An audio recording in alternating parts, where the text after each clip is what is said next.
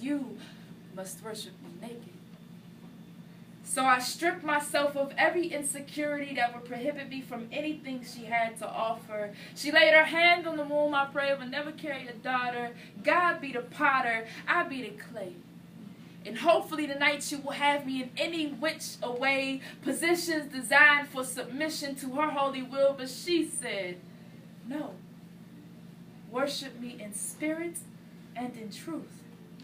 I said, what do you mean, God? I'm confused. She said, I love you for exactly who you are. And although you know how to submit, don't be afraid to admit the urge to fuck me and to unholy blasphemes against myself. And I knelt against her chest thinking,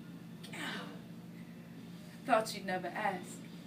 I laid her on her back and spread her limbs, asked her to forgive me for the sins she has to die for tonight. I prayed to her in tongues against her skin. She's breathless, no more wind. I kept going. She came oceans, literally. And when I finished, she said, it is written. In the morning, you won't be here. But I want to make one thing clear. I won't ever leave, no matter how many times you cheat on me. And the next time you need help, take heed which hills you seek. I created you beautiful, 3 degrees away from perfect, because no God wants to feel like they aren't needed. And if I would have made you perfect, you wouldn't even have the decency to one night stand me, fuck me good every once in a while. So I give you trials because eventually it's my number you'll dial. I love you, child. Yes, I'm God, but I get jealous sometimes. And yes, I'm God, but if you ever left me, I'd be everything but fine. When I made you mine.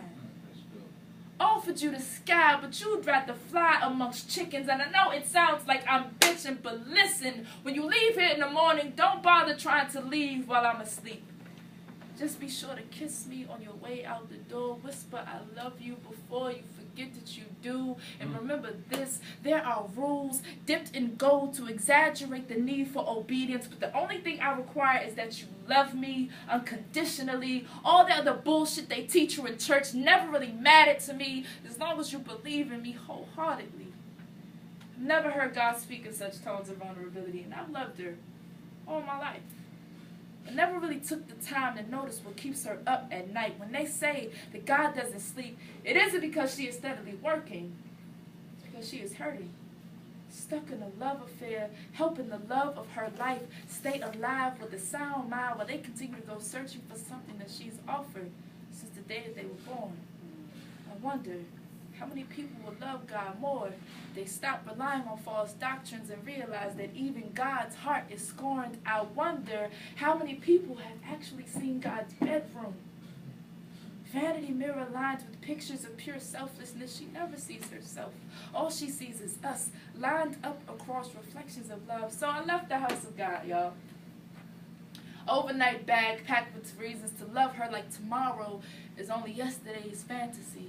Pockets full of new beginnings, and I think it was the way that she looked at me that sent me home reeking of Psalms 23 and left her smiling the way that God should. Thank you.